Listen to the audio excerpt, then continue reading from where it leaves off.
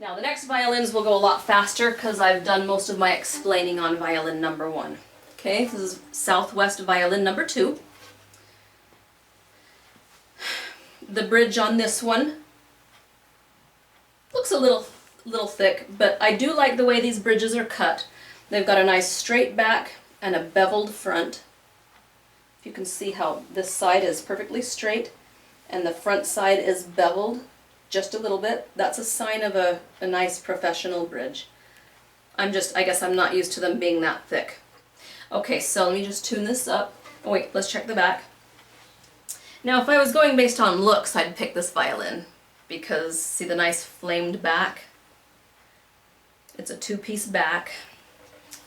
And the top is kind of boring, but it's okay. It's okay. I like the back better. All right.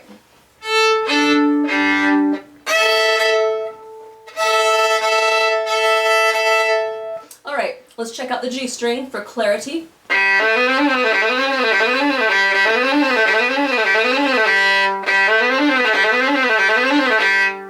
That's a lot more clear.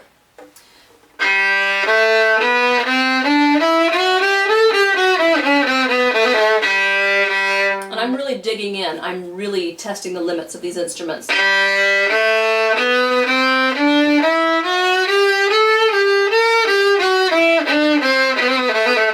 I like that G string better than the other one.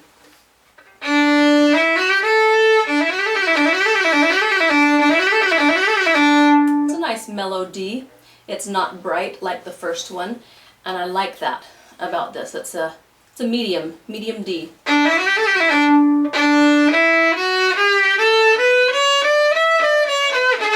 Sorry, that's me. I can't play without a shoulder rest. I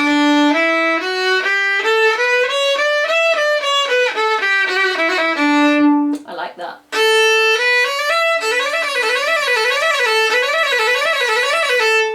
It's very clear, and it's not thin and whiny like the other one.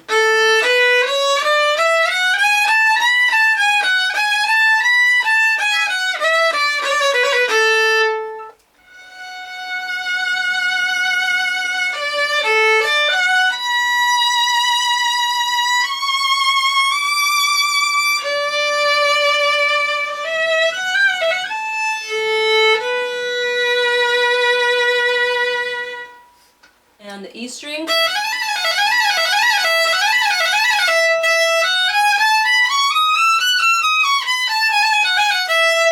Okay, now let's do the from string to string to check how well they match. Ah.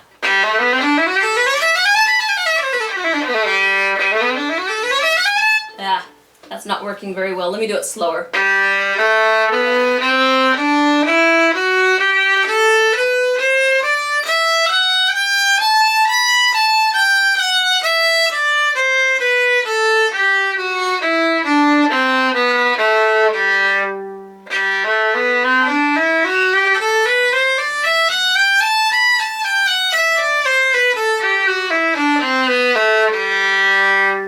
Very smooth transition from string to string. So that's violin number 2. Yeah, let's compare it. Compare those if you can remember that sound. And keep in mind my microphone on this camera isn't the best, but all the violins will be subjected to the same microphone, so it should compare fairly well. Okay, here's my violin.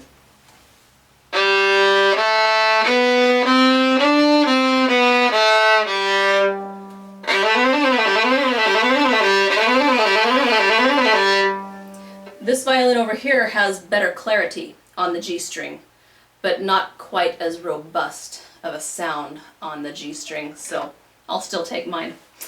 Okay, let's check out the G string slow. Ah.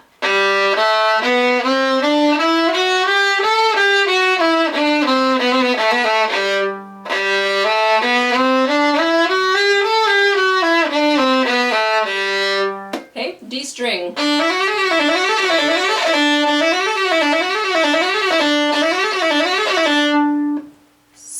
A little bit of clarity issues, but that was a little bit me.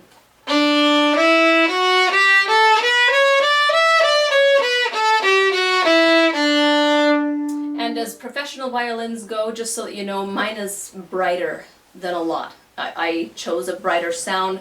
Sometimes I hate it when I'm making recordings, but this is on the bright side of the scale, okay? Now let's try the A string.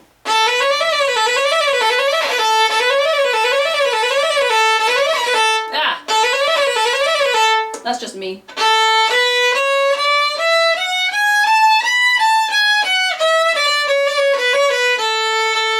And the E string.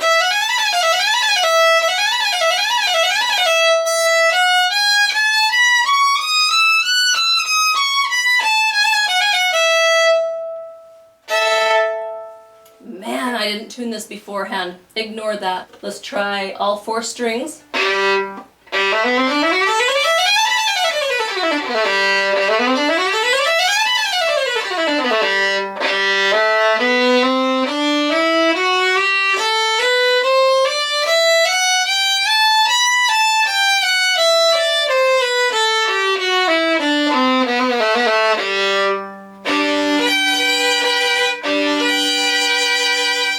Okay, so that's my violin. Play a little meditation on the A string.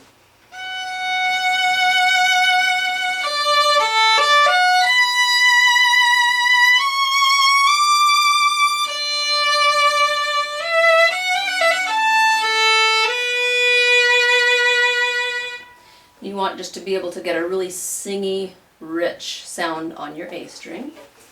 Okay, so that's my violin in the double digits of thousands of dollars, which a lot of people don't want to spend when they're just starting out.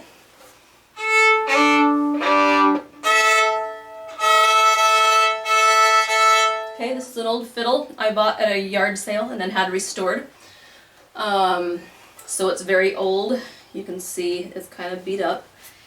You can see the bridge on this is just a touch thinner.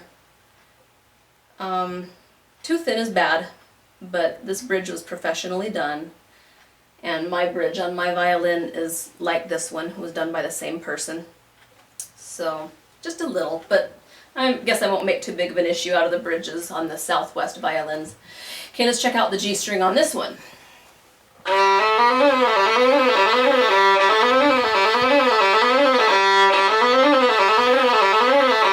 Clarity is a bit of an issue on this. But I do like that it's rich and dark sounding. But anytime you get rich and dark, you're gonna sacrifice a little bit of the clarity. Okay, so.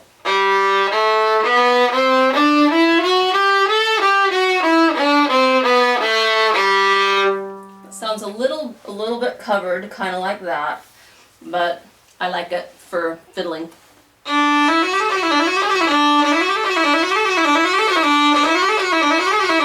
I like that D a lot. It's kind of healthy sounding.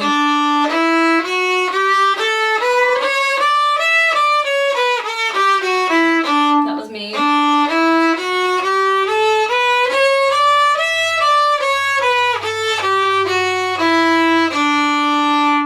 I can't think of the word to describe it, but I like that.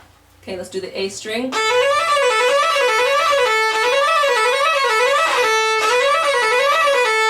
Good clarity. It's such a mellow violin that it really cuts down on some of the clicking and the clearness, but I think it probably is sounding clear to your ear.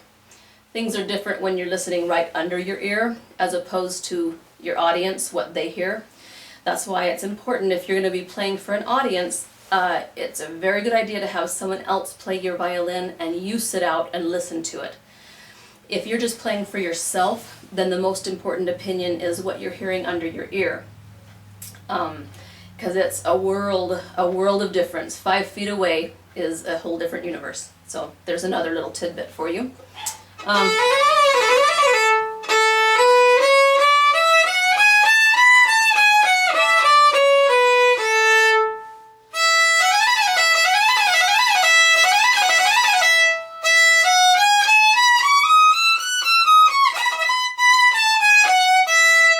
Okay, let's play a little meditation.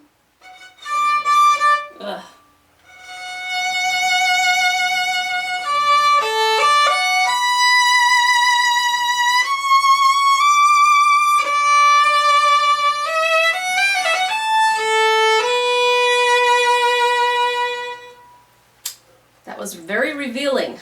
very revealing. Okay, I've got my opinion, and you probably have yours.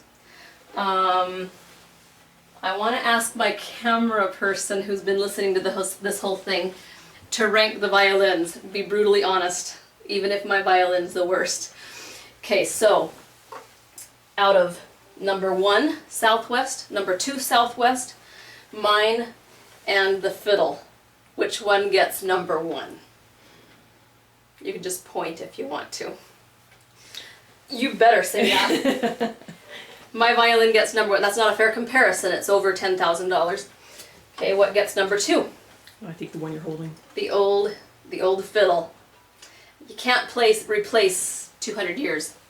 Okay, which one out of this is the most important decision because these are readily available from Southwest Strings. Which one did you like best, 1 or 2? I think I liked 2 better. Okay, 2. I did 2. I liked number 2. It was easier to play. 5 feet away is saying it sounds best 5 feet away. We have cheap taste. This is the cheaper violin. Okay, so now I will say perhaps a sound post adjustment could tweak that and make a world of difference.